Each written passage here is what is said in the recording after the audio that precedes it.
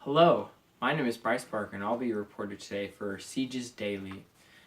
I hope you all had a good evening and are ready for some excitement.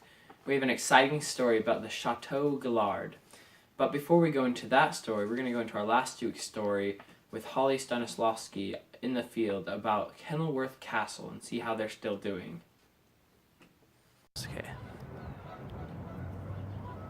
Hello, I am inside of the Kenilworth Castle in Kenilworth, England. Right now, the castle is under attack by the Royalist forces, and I want to know how those inside have been holding up. To give you some background information, this siege has been going on for 3 months now. You may be wondering how it could be going on for this long. Well, because of the superb structure and defenses of this castle, the Royalists have not made much progress, if any, in taking over the castle, even with their continuous stream of missiles. It is very obvious that the Simon de Montfort's forces have prepared themselves well with food and a superior range of weaponry. It doesn't seem like a surrender will come anytime soon, because the people inside, including wives, children, and servants, numbering 1,200 people, have proven to be quite stubborn. When they were first asked to surrender the castle by the Royalists in March, they couldn't give a simple no. They cut off the Royalist messenger's hand. Even though the Royalists haven't made much progress, they were able to cut off supplies to those inside of the castle, which includes additional reinforcements and food.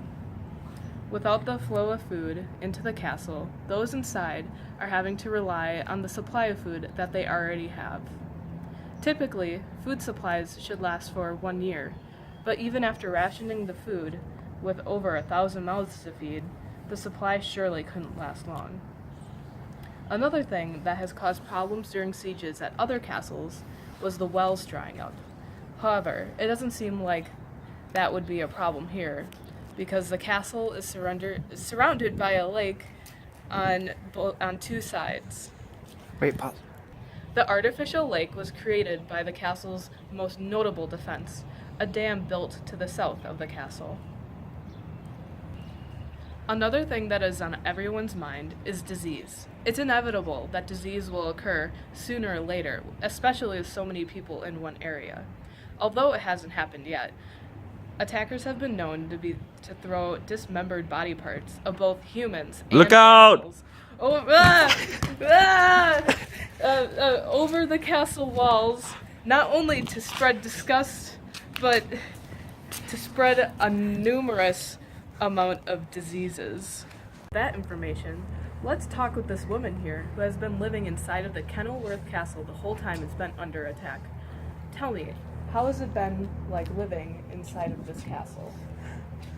I haven't got a full night's sleep for 3 months now, and you can't find any privacy around here. Seeing the same walls, same people every day. The stress, the small portions of food are all making me go insane. Don't even get me started on the bathroom situation. The stench. How has the food been holding up? They're rationing into portions fit for a bird. The children are eating all our food. I say, the heck with them. They're not much help, and they're always whining about something.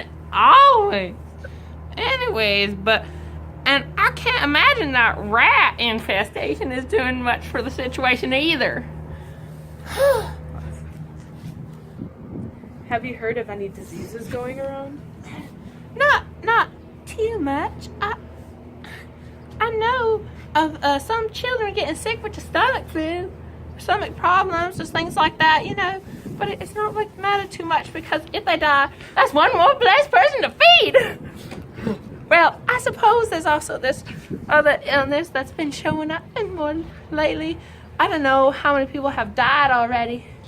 But I do know that some similar symptoms they all had include like rashes and boils on the arms and midsections, a cough and dysentery and dysentery and things like that. Well, thank you for talking with me. No problem. Yeah, sorry. Back to you, Bryce, in the studio. Thank you, Holly, for that update. Doesn't seem like the people of Kenilworth seem to have much hope anymore. Sorry for all those people rooting out for there. But now, back to our main story. The story of the Chateau Gallard, with Chiang Vang, our field agent. He'll be reporting the general information of what's happening out there. Okay, now to Chiang. I'm here today at Chateau Gaillard. As you can see, King Philip II is attacking the fortress built by Richard the Lionheart. It seems to be as if the French are isolating the fortress with a double ditch. This could be devastating for the Englishmen inside. Only time will tell before the food runs out.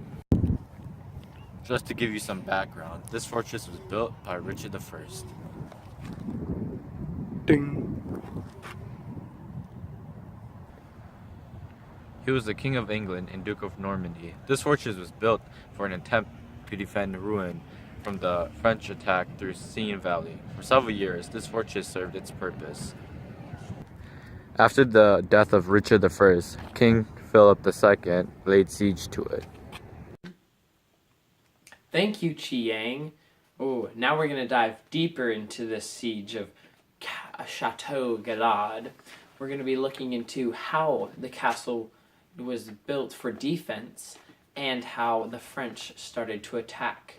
Let's see how long Richard the Lionheart can hold up with his strong castle. The person introducing the defense will be Bruce Baker. We have no relations, even though we look so much alike, I promise you. Now, to Bruce Baker on the field. Thank you, Bryce. Now, I've done some digging and have researched how Richard the Lionheart is going to defend his home and his people. The castle is loaded with defensive measures. Will this be able to hold against the French army? Who knows? Let's find out. Now, let's take a look at the castle itself. First thing I'm going to introduce is the moat. This castle has a moat all around it. The moat surrounds the castle to make it harder for invaders to get across. If they so try to wade in the water or swim across, it makes them easy pickings to pick off one by the archers and knights. This castle has sometimes the moats are even filled with predators like crocodiles or other vicious water animals. As you can see right now, there's knights on the other side trying to get across. They can't though, because this moat is here, possibly filled with dangerous animals. Now, next to the moat, as you can see, we have ramparts. These ramparts go all the way around the castle, so that even if the knight does make it up and across the moat, they will not make it to the castle, or it's even more of a challenge to get to the castle, because they would have to climb an elevated slope. This makes it much easier for archers from the top of the castle or knights to strike them down before they get to the top to the castle level. Now, let's take a look at the actual castle. The castle has high walls. That's what they're called, high walls. You see, they are super tall. I can't even reach the top of them. These make it very hard for knights and invaders to climb up on top of them. And now the castle is full of is surrounded by high walls called a curtain wall. A curtain wall surrounds the entire area of the king and the occupants inside. This protects them all. And here we have a knight on ready. He is protecting these curtain of walls. another form of defense, the castles had towers all around the curtain wall. The towers were strong and round and had archers or knights ready for battle.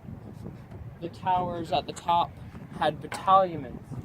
This is where the archers would fire from.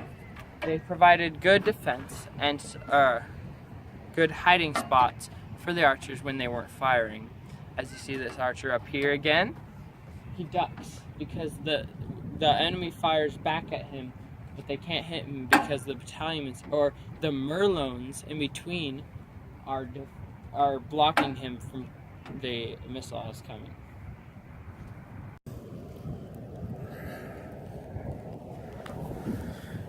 The high walls are also accompanied by round towers. The round towers provide better defense than square towers because the French would try to dig out the corners of the square towers, and that would make the tower crumble, making an entrance to the castle as well. But being a cylinder shape, there are no corners, which means there's no advantage point to dig out on.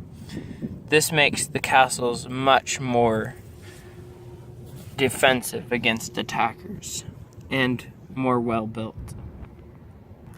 Now on top of the tower, or in front of the doorway, and on some of the towers, there's holes. These are called murder holes, because what would happen if the invaders got close to the tower or in front of the door, this is where they would pour the hot tar or liquid to douse and shower all of the enemies in this hot tar, hopefully killing them or just burning them super well. This worked very well for the defenders. Wow, what an amazing report from a dashing young lad. Now, we will be going to Isaac Shefka on the field to see how the French attackers are going to break down the defenses of Chateau Galard.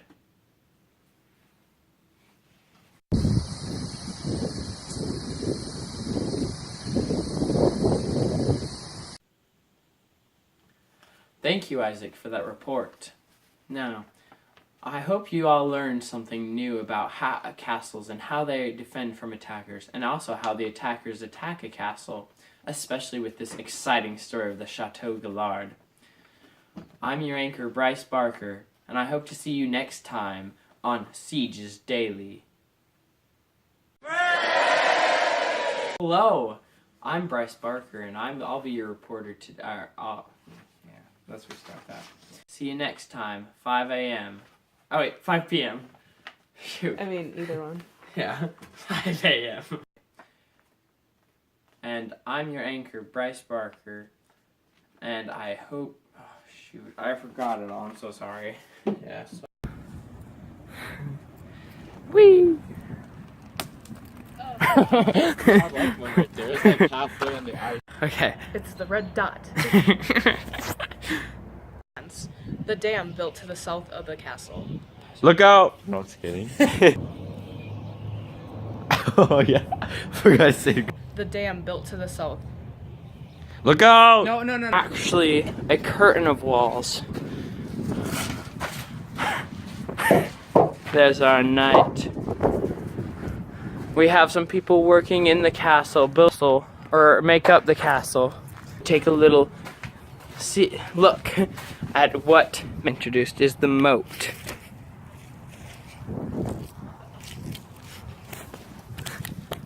Just a minute, I slipped, I'm so sorry. This is slippery, stupid mud.